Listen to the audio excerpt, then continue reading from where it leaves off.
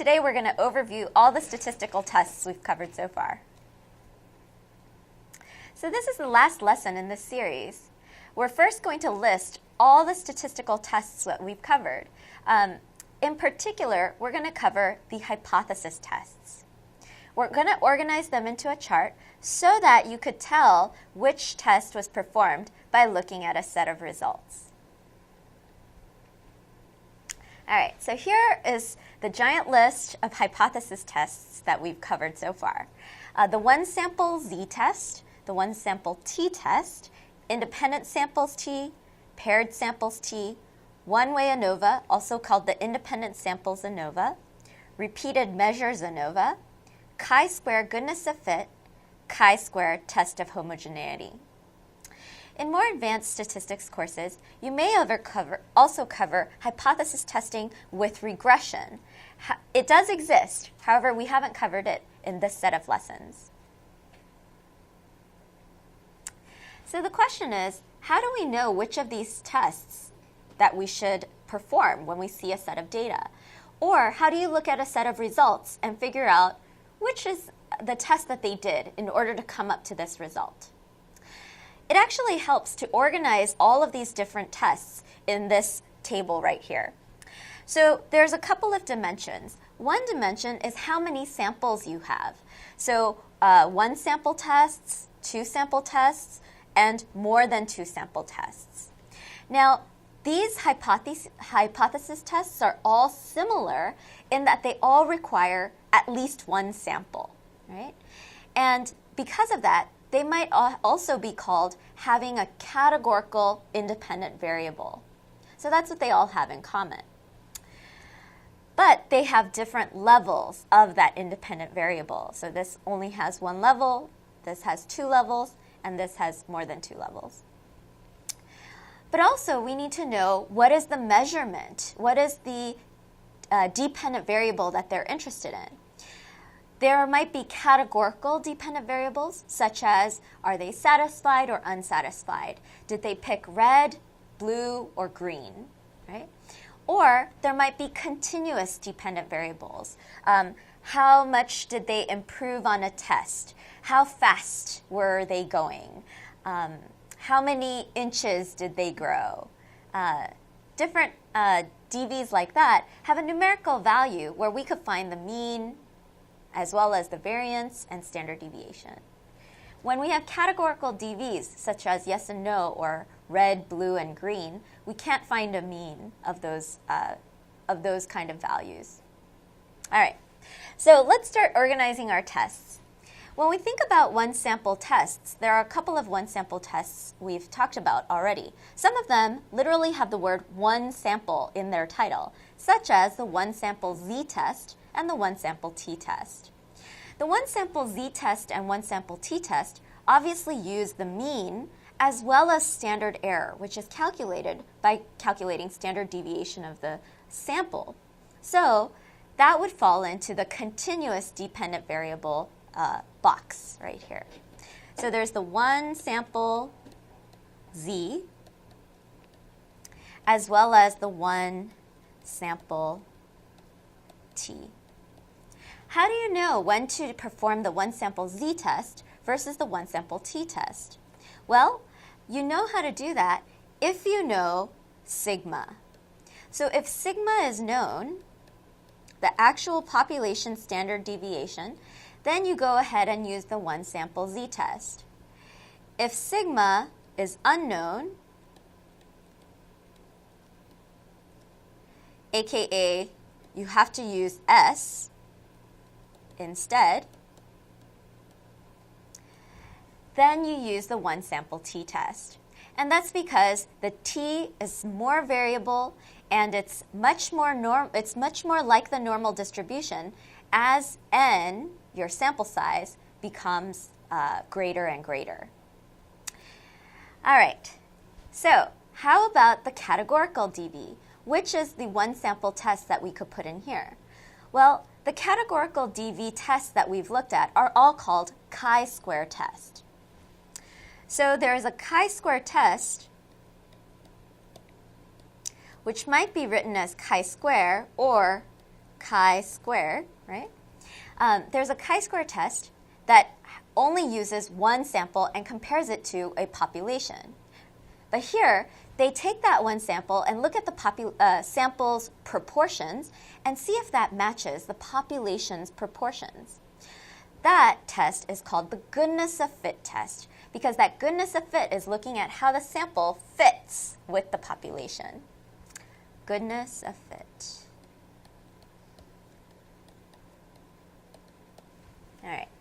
So we've already ticked off 3 tests. We have, I don't know, a couple more to go.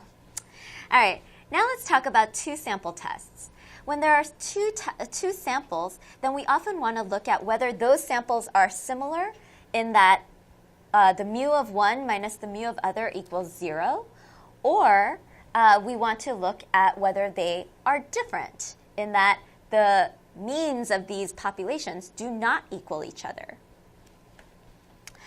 Those tests are called t-tests, right? So the 2-sample t-tests.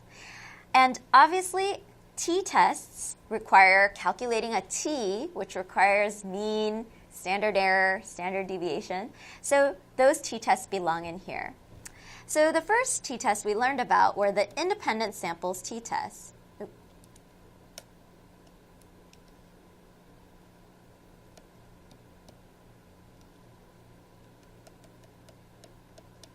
As well as the paired samples t-test.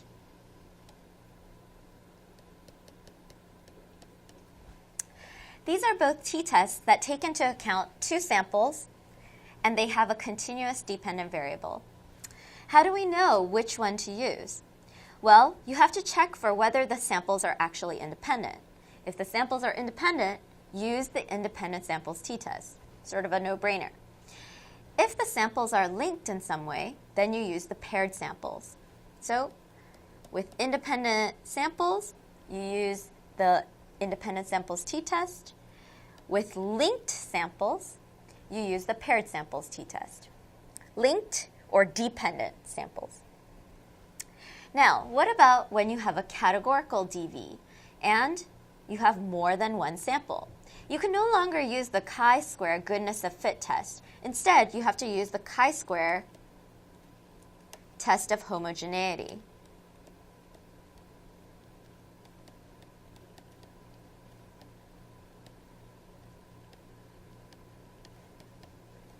This tests whether 2 populations are similar to each other in terms of their proportions or not. Just like the t-tests look at whether 2 samples are similar to each other in terms of their means or not, right? And so in that way, these tests all have that in common. What they have different from each other, that's different from each other, is that the chi-square uses categorical DV and the t-tests use continuous DVs. All right, so what about if we have more than one sample? Well, actually, if we have more than one sample and we have a categorical DV, we can continue to use the chi-square test of homogeneity, because here we could use it for 2 samples, 3 samples, whatever, however many samples you like, as long as it's not 1. So we could just say chi-square test of homogeneity. And life is simple. However, if you have a continuous DV, now you can't use t-tests anymore because t-tests only compare two distributions. Now we need to compare multiple distributions. How do we do that? We use the F-test, also called the ANOVA, analysis of variance. So there's 2 kinds of analysis of variance tests that you learned. One was the independent samples, ANOVA, and the other was the repeated measures ANOVA.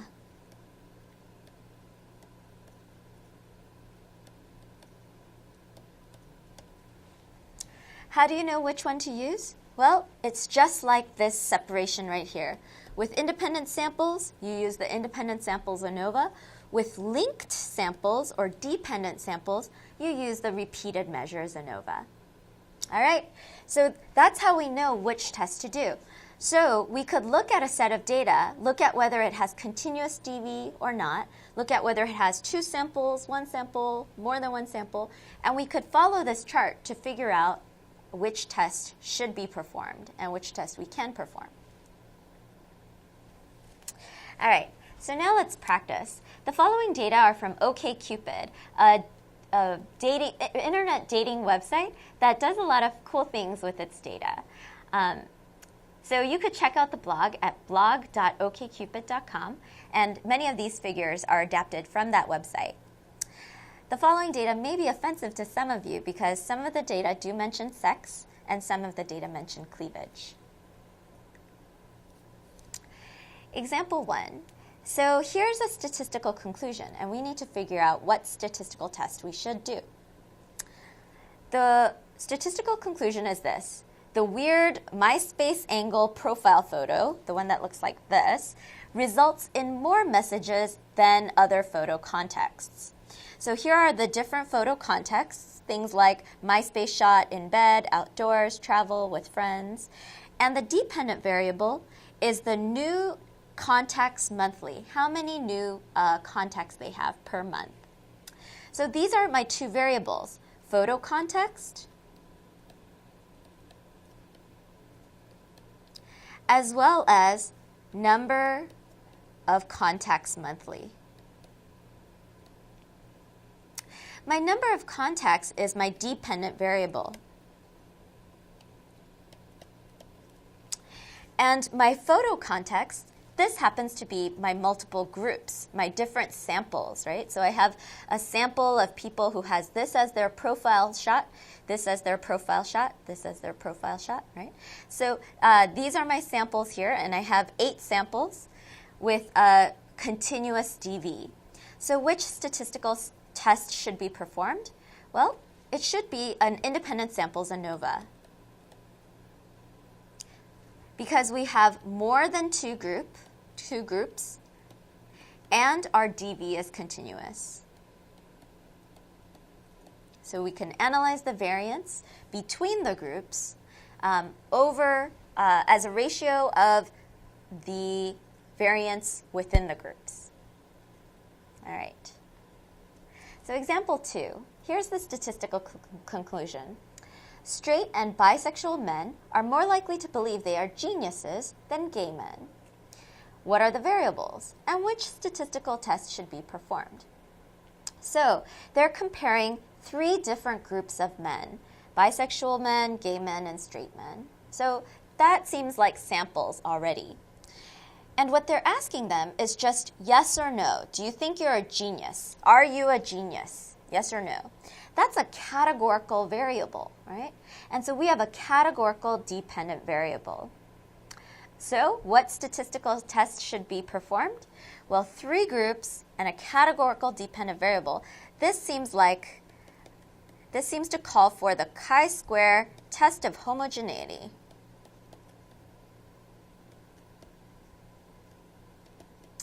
We want to know whether these 3 different samples have similar proportions or different proportions.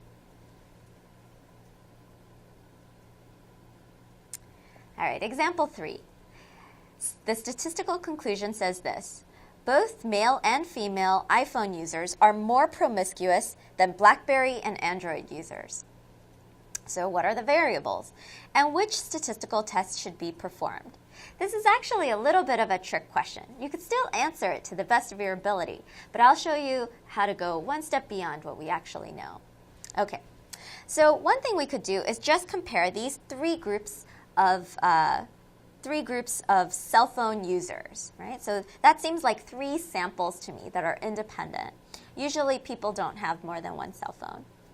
And this looks like the average number of sexual partners at age 30. So this is a bar graph right here, not a histogram, which would be a frequency distribution. And this seems like a continuous dependent variable. After all, in order to compute an average, you have to have a continuous variable. So we have a continuous DV, and we have 3 groups of cell phone users. So one answer that we could come up with is to say, perhaps a one-way ANOVA also called independent samples, ANOVA. Right? But, and that would be a good answer given what we've learned so far. Hopefully, you'll have learned enough about statistics that you could take multivariate statistics, which is sort of the next level.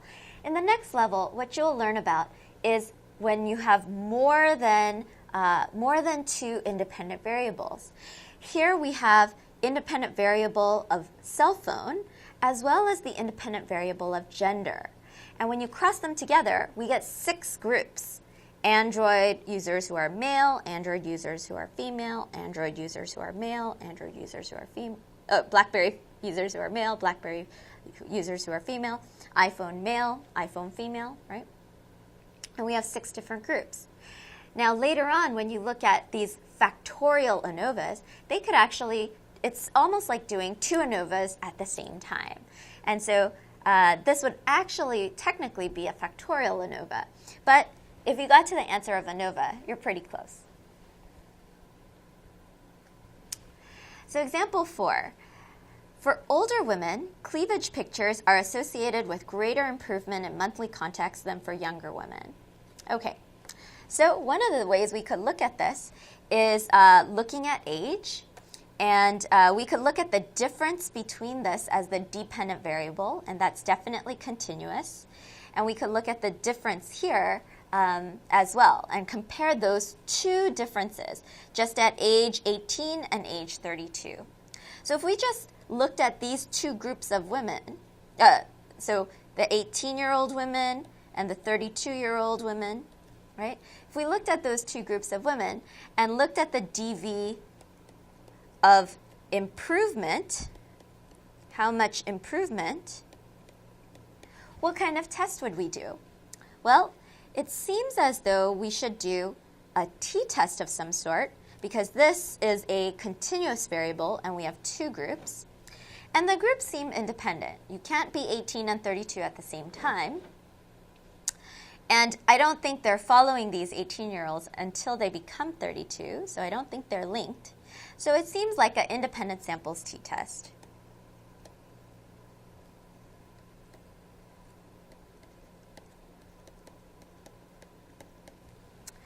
But there are other ways you could look at this. You could look at this as a regression or correlation. You could look at the regression line for women showing cleavage, women showing cleavage in light blue, and women not showing cleavage in the dark blue. Right? So you could look at those 2 regression lines. So that's another way that you could go on this.